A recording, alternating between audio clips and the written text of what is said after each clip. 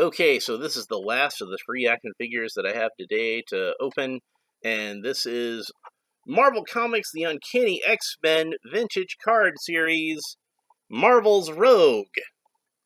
So, and it says that she has power absorption in 5 different languages, sorry. And we look at the back, it's got a nice picture of the figure, a little bit of artwork that's reminiscent of that old school Marvel packaging. This looks like, pretty much like a blown up version of a 1990s X-Men figure. So, it's meant to fill in for nostalgia. You can see it's safe for ages 4 and up. So, yeah. And it says, Marvel's Rogue. Rogue can absorb superpowers, personality traits, strength, and even memories from others with a single touch, making her capabilities in any matchup nearly limitless. These talents have naturally led to her being a leader among the X-Men. So, and this is her in all of her Jim Lee 90s glory. This is the one that I think is probably considered the most popular and probably the most iconic look for Rogue. It's not my personal favorite.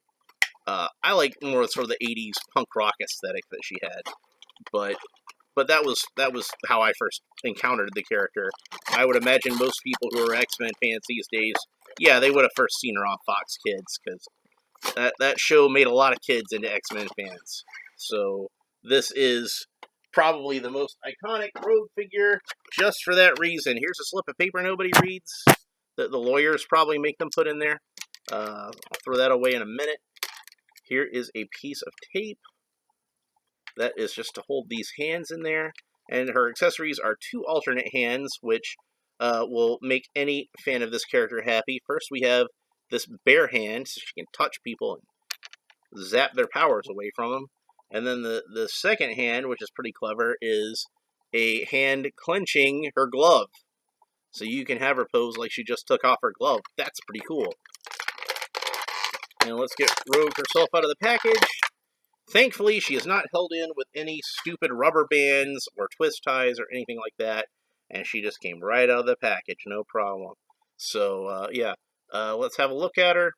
And this seems to be kind of the standard Marvel Universe female buck with some pieces glued onto it. We know what to expect at this point, don't we? And I think that might be a different chest. She's got boob socks, so like each of her individual boobs is visible. She got a nicely sculpted booty. This is a very well sculpted female action figure, and she's definitely got that look of the Jim Lee version of the character, especially in the face. Like they did a good job of capturing that.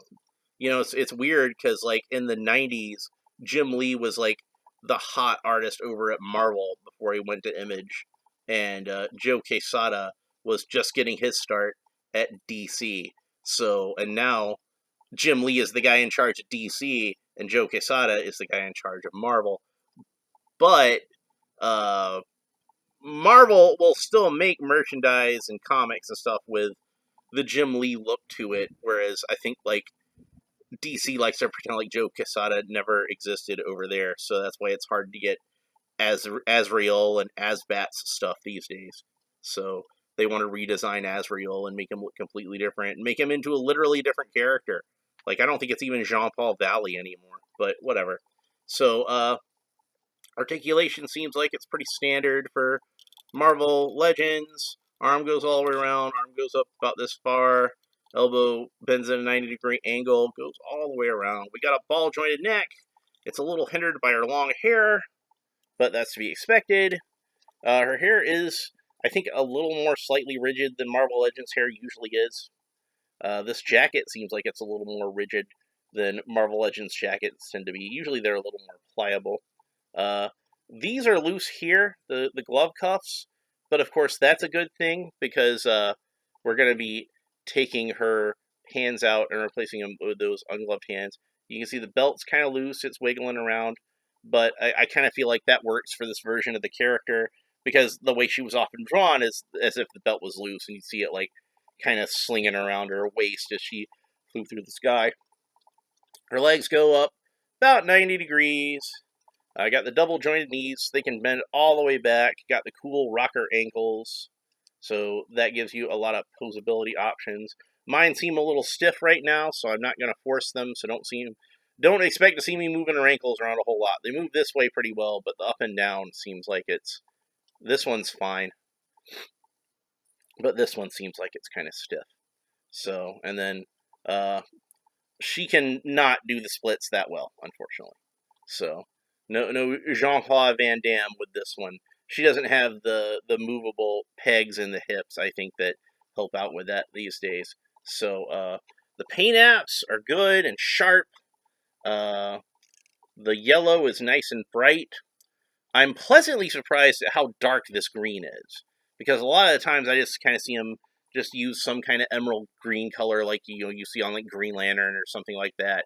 But no, this is a slightly darker green, and I think that looks good just as its own. But also the way they usually drew this in the comic books was they drew it with like a lot of black shading here, which would indicate that it's supposed to be a darker shade of green. In fact, they probably could have gone darker than this, but I think this is good for the action figure. If you imagine it being literal spandex, you know how spandex has that kind of sheen to it, and I think that was what they were going for, is that she would have been like almost like a Aaron Gray outfit on Buck Rogers, Wilma Deering, where like her outfits had kind of that sheen to it because of the spandex. So like it'd be like a dark green with that kind of sheen to it.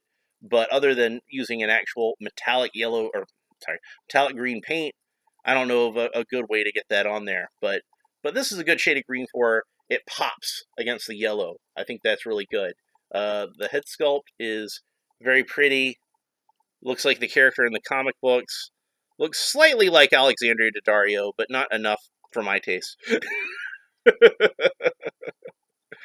So let's go ahead and pull the hands out of the wrists.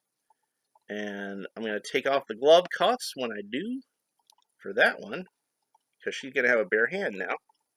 And this one I'm going to leave the glove cuff on because it's still going to have a glove on it. So this one I might wind up gluing on, I don't know. But the other one I'm going to leave loose because I'll want to be able to do this in the future. This is a really nice feature. So yeah, now it looks like she took off her glove and she's about to absorb some powers. So let's see like what unfortunate schmuck I have around here. Oh, here we go. I got Sergeant Slaughter. So she can grab Sergeant Slaughter by the wrist, and now she's absorbed Sergeant Slaughter's powers. So she talks in a really deep voice and yells at people. She can do the Cobra Clutch. But yeah, I missed out on this figure when it was in the regular Marvel Legends line. I didn't get a chance to pick it up for whatever reason. And then when I thought to buy one later on, the prices had shot up on this particular one. I don't know if it's the same exact figure. I'm sure it's probably got some kind of differences, at least because of manufacturing differences or whatever. But it's a nice representation of her in this particular costume, and I think she looks really good. I don't care about packaging, so I just opened her up right away. But if you're like me and you just like to have your figures loose anyway, here's another chance to get this figure. And I got her on the Target website, so if you want to get one, that's where you need to look. So I definitely highly recommend her. She's an essential character in X-Men and in just Marvel in general. And this is what most people would consider to be their favorite look, and it's certainly the most definitive. So yeah, definitely pick her up. Don't miss out on her for a second time. Make sure you get it this time. All right, that's pretty much it for this episode. If you enjoyed it, please like and subscribe, and all the fun YouTube stuff down below. Tell me what you think about Rogue, and what do you think is her most iconic look? What's your favorite Rogue figure?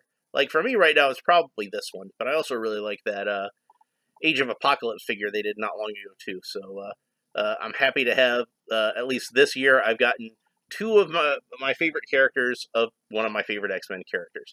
So that's it for this time. We'll talk to you next time. Bye.